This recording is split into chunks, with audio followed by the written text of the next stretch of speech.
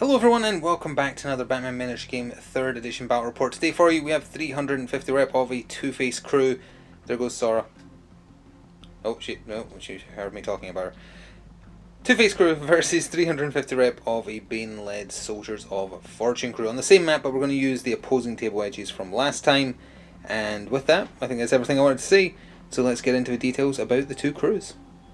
So here is the Two-Face crew, 7 miniatures in the crew being led by the man himself and using a new upgrade that's been made available via the app. It still isn't available on iOS, but thankfully it's been added to the crew builder, called the Vote for Harvey Dent banner, which increases his Inspire radius by 4. Also bringing Hush, we have Condiment King as a henchman, Kite Man as a henchman, and then an assorted collection of 3 of Two-Face's favourite gangsters.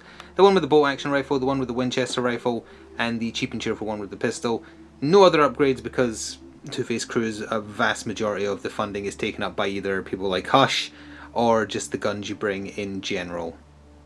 And in the Soldiers of Fortune crew we have 6 miniatures, so 1 less than the Two-Face crew, being led by the big Rebirth Bane. For his I Will Break You role, he is taking the Master Fighter, whichever one it is, the one that makes him even better in melee combat. Then we have Infiltrate up at the back there.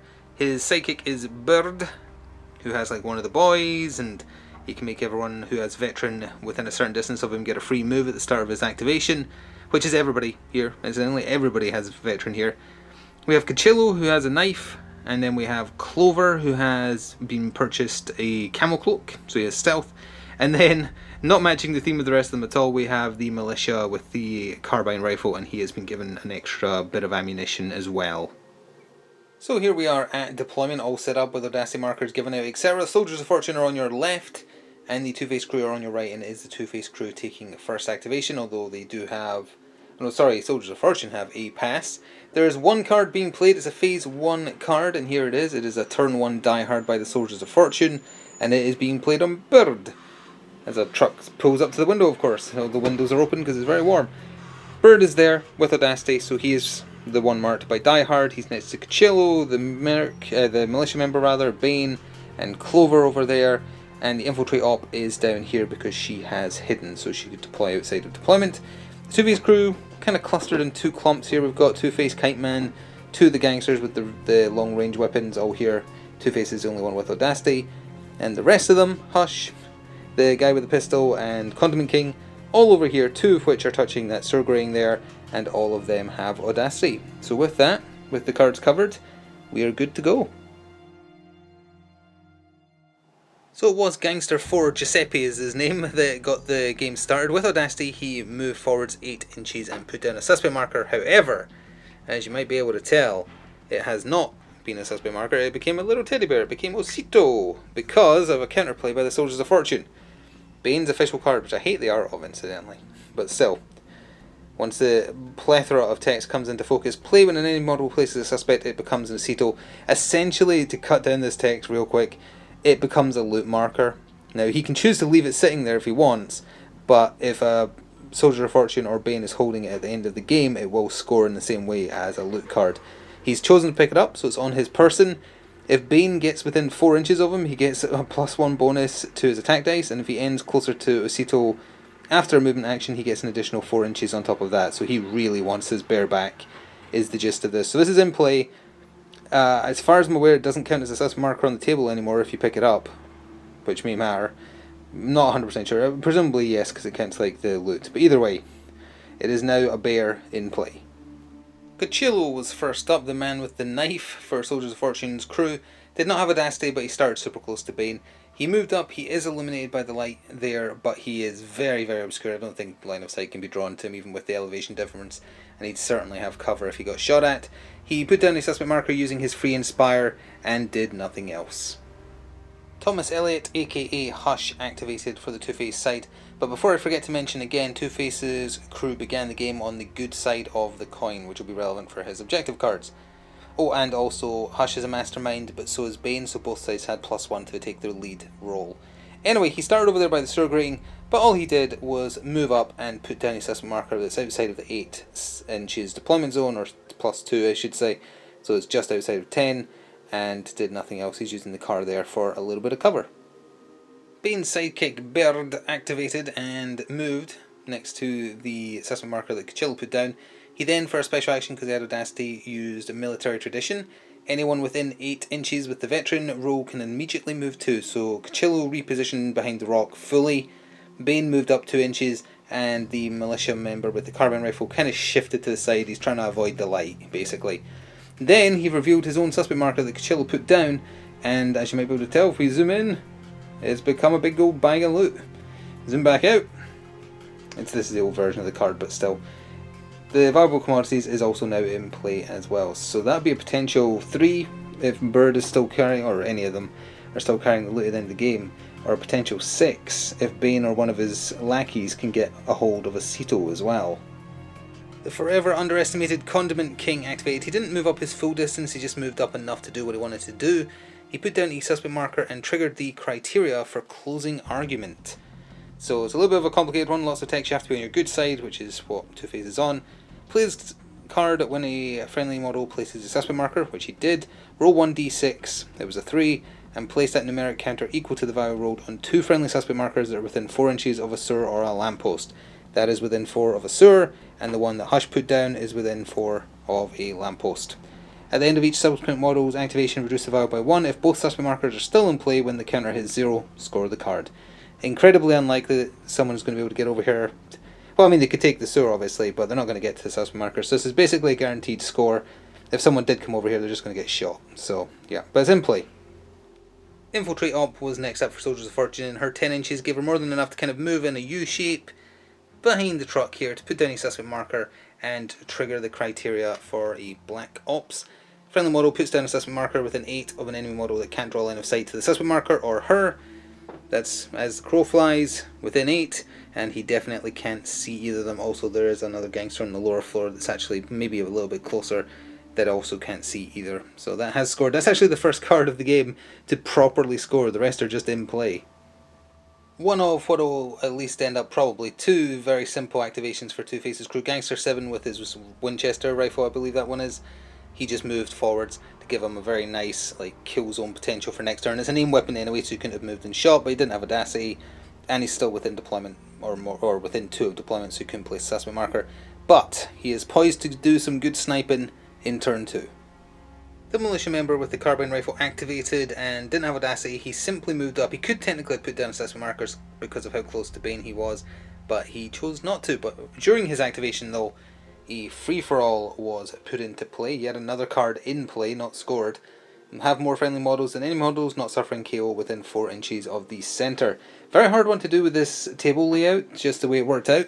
The middle of the table is approximately between those rocks, although we'll measure it properly at the end of the round. Right now, Bird might be within 4, Cuchillo might be. I don't think any of Two-Face's crew are, so it has a chance to score potentially. Kite Man was next up, however. With the completion of that militia member's activation, the dice ticked down and closing argument has scored, putting Two-Face on the board for 3 points. During Kite Man's turn, he didn't do much, he just hovered down with his kite powers, only has 6 movement unless he's near suspect markers. Although it does say at any point, so technically he would have had 2 more when he landed, but he's using that stone and car for cover. And during his turn, 2 faces of the coin was put into play, because you have to play it in phase 3, but it doesn't score yet. It's a good side card, have an even number of suspect markers in play, friendly suspect markers, doesn't count all of them, it's purely friendly ones. So it's in play until the end of the round. There is currently an even number because there's 2, so as long as those 2 remain and no more are put down, that will score at the end of the turn.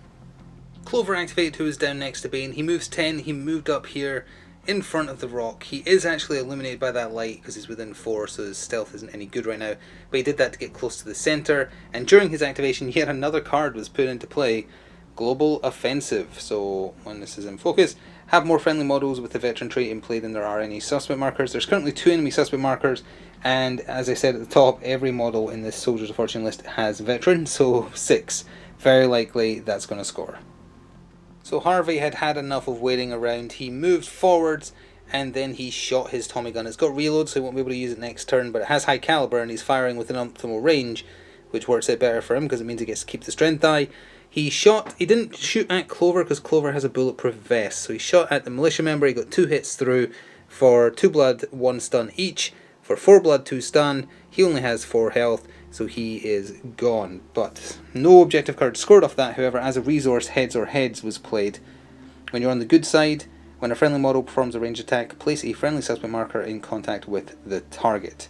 So that has been done right there. So the last activation for Soldiers of Fortune in Battle Round 1 was Bane. He had Audacity, but he didn't really have much he could do with it. He just moved up his 8. He is touching that suspect marker, but didn't bother revealing it. He just wants to get in there and start punching things next turn. Incidentally, did the Two-Face crew forget that Two Faces of the Coin requires an even amount of suspect markers to be placed when they were getting that card out of their hand? Yes, but there's one activation left, and hopefully he'll be able to, thanks to Harvey's greater Inspire radius, put down a suspect marker to still let that score.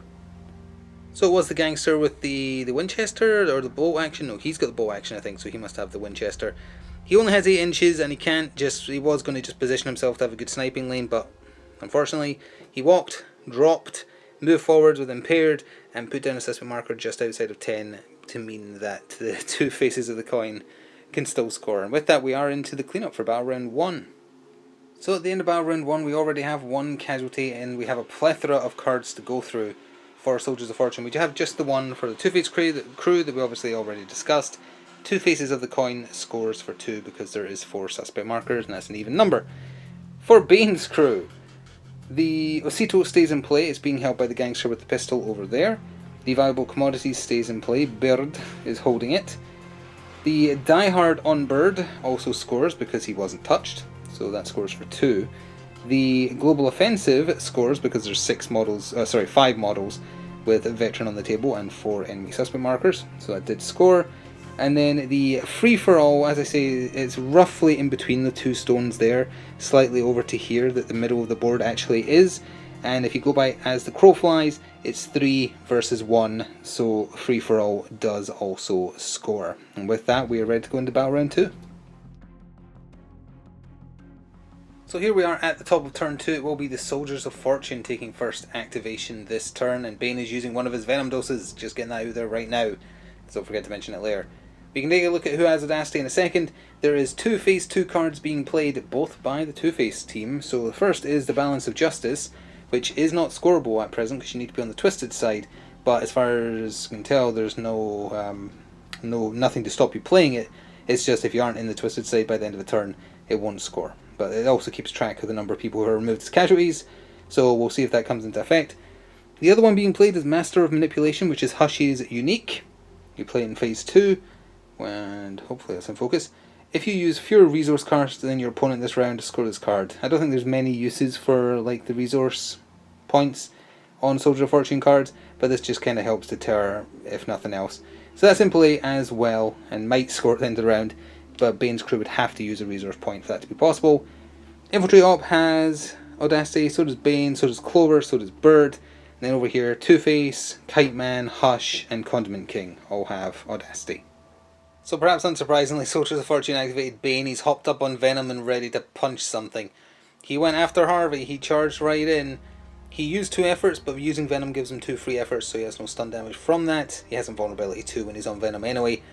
He punched out Harvey, who did not effort, and did 10 stun, so Harvey is very knocked out. He is unconscious, and that also met the criteria for a Search and Destroy. Enemy model suffers at least 2 hits, that was a lot more than 2, in an attack action where the friendly model did at least 2 efforts. They were free, but he still did them, so presumably that still scores.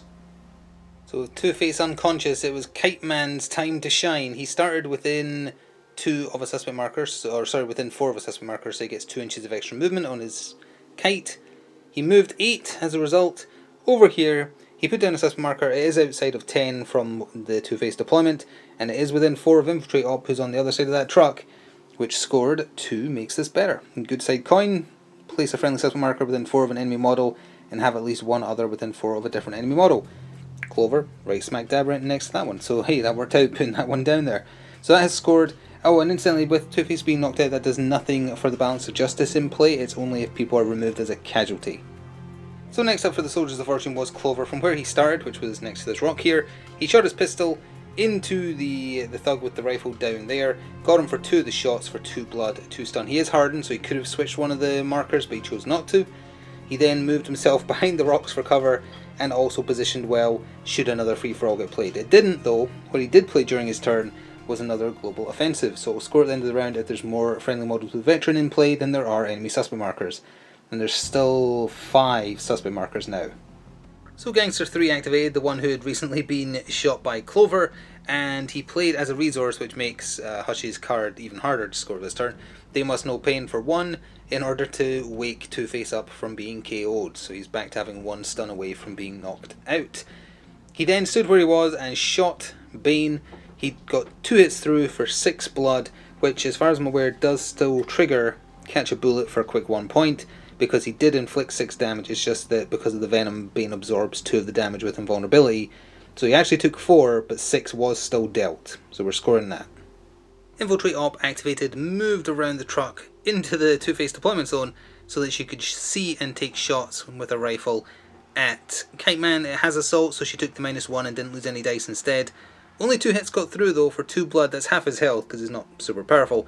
She then made use of her special action to do hacking, so she can move up to 2 suspect markers within 4 inches. She opted to move the one that Kite Man placed to the far side of the truck. I guess it's skidded under the truck, so it's now over there. Hush activated and hopped up onto the car so he'd have clear line of sight of Bane, unloaded his pistol just the once, he didn't use gunman, and got 2 hits through for 2 blood, 2 stun on him. And during his activation also played another 2 faces of the coin. Have an even number of suspect markers in play. I believe it's currently an odd number. 1, 2, 3, 4, yeah, it's still 5. So they would either need to lose 1 by the end of a turn or place down another one. Cuchillo activated, came round the stone there just to stop at the traffic cone there. Did touch this suspect marker, did not reveal it. He just wanted to be within 4 of Bane so he could play their They Must Know Pain as a resource to heal Bane for 2 damage markers, 2 bloods coming off of him, and that makes them even for Master of Manipulation, so it's still not scoreable at present. So thanks to being woken up earlier in the round with the They Must Know Pain, Two-Face activated. He couldn't do much because he was suffering impaired movement to stand up because he was on the floor. He moved ever so slightly. He put a suspect marker down in the middle of the map next to Clover there to score another 2 makes this better, because Clover's next to a suspect marker, Bane is, so more than enough models to cover this to get it scored. Now that does mean that currently 2 faces of the coin will not score. They either have to lose a suspect marker or put another one down before the end of the turn. They have 2 activations left though. So Bird was the last activation for the Soldiers of Fortune, and although he had Audacity, all he did was move up to the corner there because he plans to go after Rosito for his boss in the future. So that does mean all Soldier of Fortune has activated, I believe. And we still have Condiment King, him without Audacity, and the Sniper who's been biding his time also gets to go. So the Sniper was carefully aiming this whole time. He shot at Bane, he got 2 hits through for 6 blood. Bane is gone, which does mean that Infiltrate Op is going to be the new boss down there, because she can actually still use the Inspire to potentially help Henchman in the next turn, not Bird, who's off on his own. So yeah, that's rough. Bane is gone. He knocked Harvey out, but Harvey got back up thanks to the use of a card. No cards scored in that. It will put a 1 on the Balance of Justice. It needs a even amount, plus not in the twisted side anyway, so it doesn't really make a difference there. So we can cover those last 2 activations. The Gangster holding Osito has run a mile, well, ran 8 inches back to the Surge Ring here. And then Condiment King, he moved up. He took aim at Bird and used his Mustard Gun, which is beam with assault, so you roll the same dice if you move and fire, but minus the 1 modifier. He got him twice with a Mustard Gun, so he took 2 blood, 1 blood from each hit, and slow 4. He used Gunman to then try and use his Ketchup Gun, which poisons. Don't know what the dude's putting in his ketchup, but it ain't normal. But that actually whiffed entirely. So he missed with the Gunman. He's got 1 ammo left for each of his guns. He did 2 blood, and more importantly, slowed Bird down, so it's even less likely he's going to be able to catch this guy. And it does take us to clean up. So at the end of battle round 2, there's only 1 person with stun damage. Sorry, no, there is 2 actually. There's Two-Face, and there is also the Gangster here, because he had 2 stun on him. So they both healed 1, and there's a plethora of cards to go through. Osito, still in play. Valuable Commodities, still in play for the Soldiers of Fortune. Global Offensive does not score. Have more friendly models than there are enemy suspects with the Veteran trait. There's only 5 of them. No, 4 of them, sorry. And there is 6 suspect markers, so Global Offensive, nope, that does not score. We come around the Two-Face side of a table. Balance of Justice doesn't score for a plethora of reasons. 1, an even number of people didn't die, and 2, not on the twisted side. 2 Faces of the Coin does score for 2 points. There's 6 suspect markers in play. And Master of Manipulation does not, because each side used 1 resource point that turn. So here we are at the top of turn 3, and we'll take a look at who has Audacity as always in a second. There's another Phase 2 card being played by Two-Face despite not being able to score it yet. It's another Balance of Justice to keep track of how many people die this turn. So that'll be in play. There's nothing else being played by either side. And let's see, Infiltrate Op, Cuchillo, Clover and Bird, the survivors, all have Audacity for Bane's crew. Kite Man, Two-Face, Hush and Condiment King all have Audacity for Two-Face's crew, and it is Two-Face taking first activation. So Condiment King activated first for Two-Face's crew, and he was down there by the Batmobile with eyes on Bird. I got ketchup and mustard guns mixed up last time. Ketchup is the one that slows, mustard is the one that's poisoned because nobody likes mustard. So he fired his mustard gun at Bird, did 2 blood and poison, which in turn scored I'm Feeling Weird for inflicting an effect. He's poisoned, along with the slow he's been building up. He then got hit by the ketchup gun thanks to Gunman. It only did 1 blood, and he's slowed again. He's had 3 blood, he had, 2 on him, so I think he's at 5 of 7, so it might not be a good idea for him to try and chase around the corner now. And then Condiment King fled down here. Cuchillo activated and charged into Two-Face, opting not to attack with his knife, but to attack with his fists, because he wanted to re-knock out Two-Face. He efforted 3 times, Two-Face did not because he can't, because he's too wounded, and he took 2 punches for 1 stun each, so that knocks him out, and it also scored a Search and Destroy. Because he efforted at least twice, and he scored at least 2 hits, because when you're unarmed and don't have reinforced gloves, you hit for 1 stun. So it does mean Two-Face is out, and with They Must Know Pain already gone, he isn't waking up that way. Kite Man activated and basically just topped the truck to land here where you can see him, but during his turn, Confusion was played as a resource for 2 points. During a friendly model's activation, you can move another friendly model up to 3 inches. Hilariously, it doesn't specify they have to be conscious, so I wonder if you could have moved Two-Face's unconscious body. Either way, it was to get out of the hand, so he just moved this guy forwards the 3 inches. So we're staying down the centre of the table because Infiltrate Op activated here, and from where they were originally standing, which was over here, shot the recently moved gangster in the back with her assault. I think it has a red dot as well. Either way, she used the lasso ammo, got 4 hits, 4 blood. He is removed, and that scored an I'm Feeling Weird, because a knockout is an effect, so is a knockdown, which a knockout includes, so yes, we count that as scoring here. And then she moved over here, where she has no ammo left, nothing to hack, but she did at least counterplay the I'm Feeling Weird to the one that the Two-Face crew just scored. Hush activated and stayed where he was from last turn. He took shots with his expert marksman pistols on to Cuchillo there, who does have a bulletproof vest, so he lost a strength die. But 3 hits got through for 3 blood, 3 stun. He's alive, but with the stun damage he did to himself, that was enough to knock him out. During Hushy's turn, Heads or Tails was played to, on the good side, put down a suspect marker on the target of a ranged attack. Presumably it ignores minimum distance, so we'll get this damage out of the way, and then there's going to be another friendly suspect marker put down there.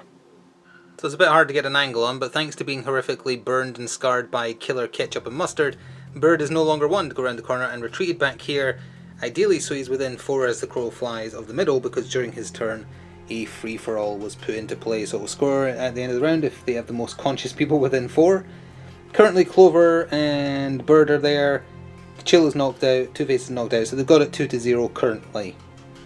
So the gangster holding Acito for the dearly departed Bane just activated and did nothing. That must have got knocked. He's supposed to be touching the Surge Ring. But during his turn, the twisted side of the coin was played, so that is now in effect.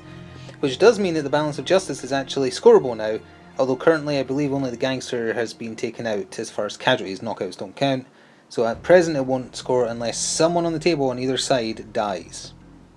So it was over to Clover for the final activation for Soldiers of Fortune, and we are just going to end the round after that, because the only one left for Two-Face's crew is the sniper up there, who... Actually, didn't he fire at Bane and kill him? Either way, he wasn't going to do anything if that wasn't this turn. No, because Bane died in turn 2, didn't he? Or did Bane die this turn? Oh no, because if he died this turn, it's important. I don't know, we'll look into it, but either way... Clover activated, didn't want to shoot anybody, so he just played Cyber Attack. He picked 2 enemy suspect markers, roll 1d3 plus 2. It counts down after every subsequent activation, and if both markers are still in play when they hit 0, you score the card. Sorry, if either of them are. So it was a 2 plus 2, so that suspect marker, and that suspect marker, if Two-Face leaves them in play for the final turn, well, for 4 activations time, Cyber Attack will score. It's not going to score in this turn though, because we are at the end of the round. So we are just at the end of the round, clean up for turn 3. I think Bane died at the end of turn 2. If that's wrong, then make an additional 2 points onto Two-Face's crew for the final score. But we are going to say the Balance of Justice did not score this turn, because I think he died at the end of turn 2. Either way though, Acito, valuable commodities, they both stay in play. Free for all for the Soldiers of Fortune score, because Clover and Bird are within 4 of it, of the centre of the map, and Two-Face is unconscious. So that is that. Those should actually be counted down for 3, I think, because actually if Bane died in turn 2, then he didn't activate this turn, he wouldn't have been able to shoot anyway. So he did nothing, but that does mean those will be on 3s as we start the final turn. So here we are at the top of round 4. Basically everybody has Audacity except the sniper up on here, who doesn't really need it, and the gangster next to the sewer grating down there.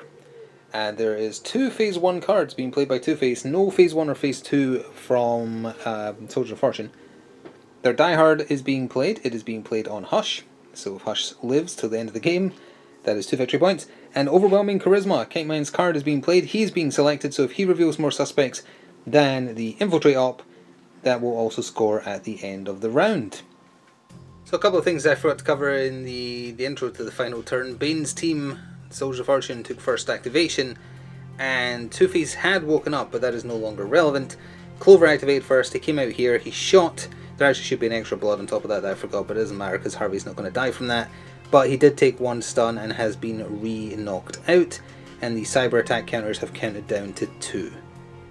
Kite Man was up first for Two-Face's crew. He revealed the enemy suspect marker that was there, filling the criteria for overwhelming charisma, and then kited his way over here. He's ready to go home. He's just ready to leave, and I don't think Infiltrate Op can even reach. Well, if she has 10 inches actually, it might be enough to reach there and counterplay. I guess we'll see.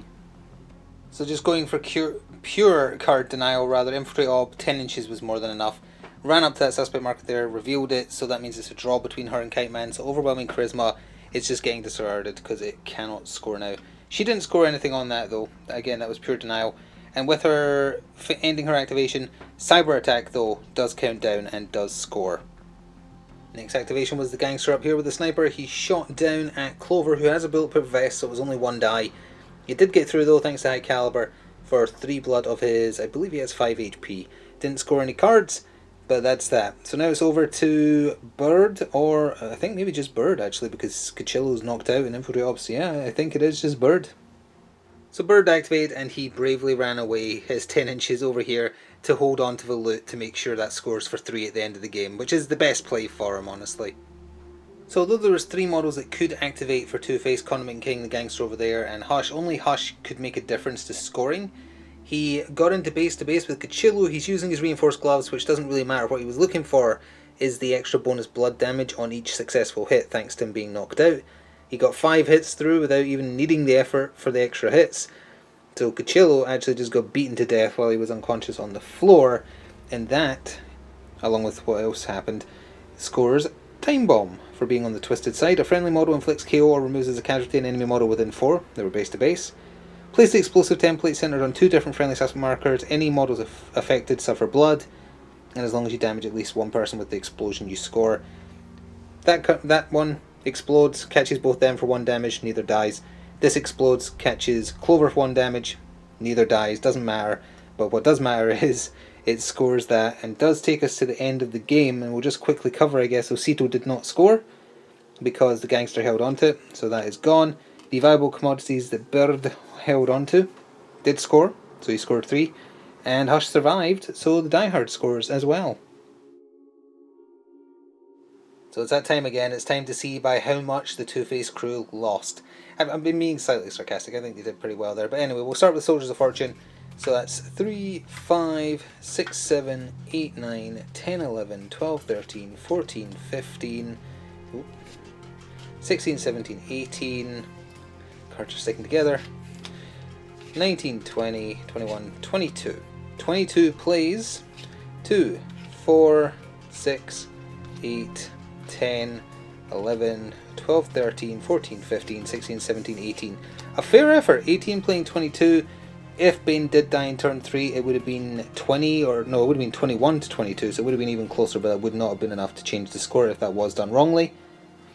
But it was an okay attempt by the Two-Face crew against what is an exceptionally strong objective deck. The Soldiers of Fortune deck is very good, although this particular layout in the middle here did make some of the cards more annoying to score than normal. This was an attempt to find a list for Two-Face that worked well. Conor McKing was more so just a random throw, and I think maybe replacing him with High Security Henchmen, because I think they're roughly the same cost. Conor McKing's probably a little bit cheaper. Oh, he is, yeah, he's 35 instead of 50. If there was a way to fit him in, or someone else with Hidden, you might be able to get a cheeky, like, put down a suspect marker next to an enemy type card scored earlier in the game. He did well though, like, he managed to chase Bird off, because he can actually put out a fair amount of damage and stats effects. Like, if Bird had charged in, he definitely would have died. So he chased him off and he protected the Osito. So it made a difference.